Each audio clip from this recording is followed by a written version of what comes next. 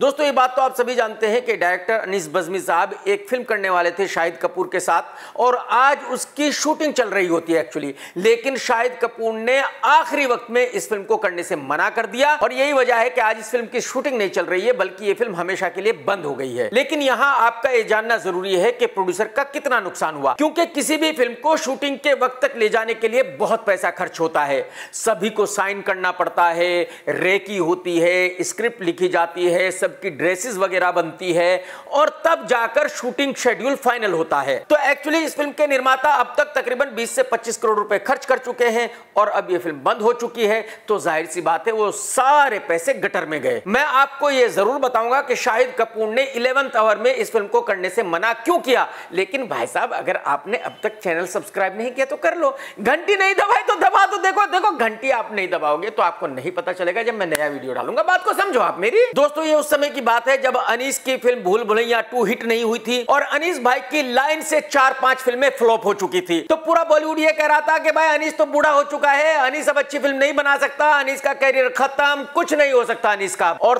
तब अनीस भाई शाहिद कपूर से मिले थे, लेकिन उस वक्त जो कहानी अनीस ने शाहिद को सुनाई थी वो उसको पसंद नहीं आई थी और यही वजह है कि दोनों साथ काम नहीं कर सके थे। उसके बाद अनीस भाई ने भूल भुलैया 2 शुरू कर दी, फिल्म रिलीज हुई, सुपर हिट हो गई और उसके बाद बॉलीवुड के हिसाब से अनीस भाई बहुत बड़े डायरेक्टर बन गए। बॉलीवुड वालों का यही हाल है, मतलब अगर किसी डायरेक्टर की 4-5 फिल्में फ्लॉप हो जाए तो वो डायरेक्टर नहीं है और अगर उसी डायरेक्टर की फिर कोई फिल्म हिट हो जाए तो वो सबसे बड़ा डायरेक्टर बन जाता है, मतलब वो बहुत ही बेहतरीन डायरेक्टर बन जाता है, एकदम इंटेलिजेंट बन जाता है।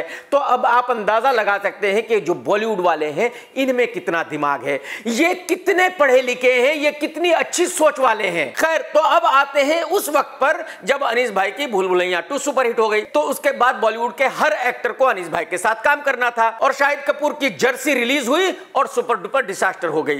तो उसके बाद जब अनीस भाई ने शाहिद को फोन किया तो शाहिद ने खुशी खुशी हामी भर दी कि चलो भाई मिलते हैं, साथ में फिल्म करते हैं, कहानी सुनते हैं। वो कहानी शाहिद ने सुनी और कहा अनीस भाई जबरदस्त कहानी है, इस पे फिल्म बनाते हैं, ये सुपर डुपर हिट होने वाली है भाई साहब। अब ये तय हो गया था कि अनीस भाई डायरेक्टर हैं और शाहिद कपूर हीरो है।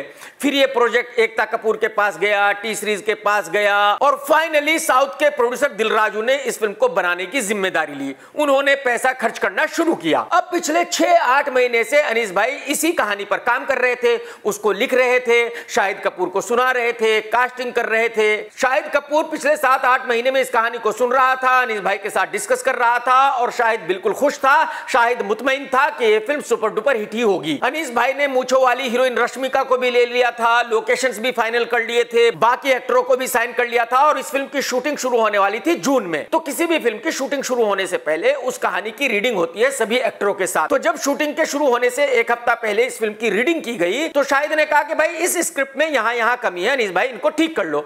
अनीस भाई ने उनको ठीक किया और अनीस भाई ने कहा कि अगले महीने शूटिंग कर लेते हैं। अनीस भाई ने इसके बाद फिर से शाहिद कपूर को कहानी सुनाई और शाहिद ने कहा कि नहीं भाई मजा नहीं आ रहा यार, इसमें ये बदलाव कर लो। अनीस भाई ने उस कहानी पर फिर से काम किया और शाहिद कपूर ने जो कहा था वो बदला। अब बात यहां पहुंच गई थी कि भाई 15 जुलाई से फिल्म की शूटिंग चालू होनी है। शूटिंग से 2-3 दिन पहले शाहिद ने फिर कहानी सुनी और फिर कहा कि नहीं भाई कहानी में मजा नहीं आ रहा यार, ये तो बहुत पुरानी कहानी लग रही है, ये तो ऐसी लग रही है जैसे कि 90s की फिल्म है। अब मैं शाहिद से ये पूछना चाहता हूं कि भाई साहब जब आपने पहले दिन ये कहानी सुनी थी तो आपको तभी पता होना चाहिए था कि ये तो पुराने टाइप की कहानी है, आज की कहानी नहीं है, तो आपने हामी क्यों भरी थी? खैर अनीस भाई ने कहा कि ठीक है भाई मैं इस कहानी पर और काम कर लेता हूं और हम शूटिंग अगस्त के फर्स्ट वीक से कर लेते हैं।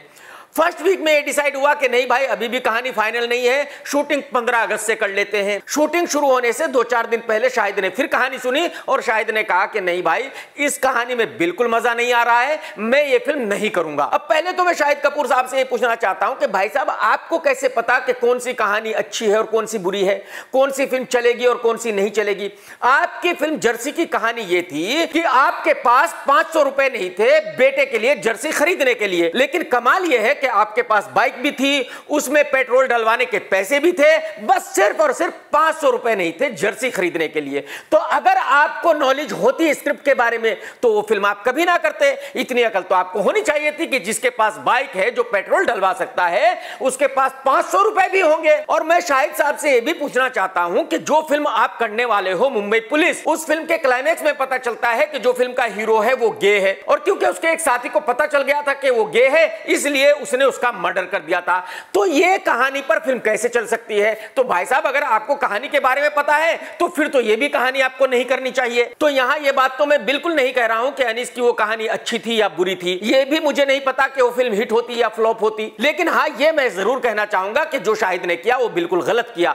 एक निर्माता ने 20-25 करोड़ रुपए खर्च किए और आप शूटिंग शुरू होने से 3-4 दिन पहले मना कर रहे हो कि मैं ये फिल्म नहीं करूंगा, तो एक्चुअली ये जो पूरा नुकसान हुआ है ये शाहिद कपूर को भरना चाहिए, क्योंकि ये पूरी गलती शाहिद कपूर की है। तो मेरे ख्याल में ये बहुत ही गलत तरीका है निर्माताओं के पैसे बर्बाद करने का। दोस्तों, आप भी कमेंट्स करके जरूर बताना कि जो इस फिल्म में नुकसान हुआ है वो किसको भरना चाहिए।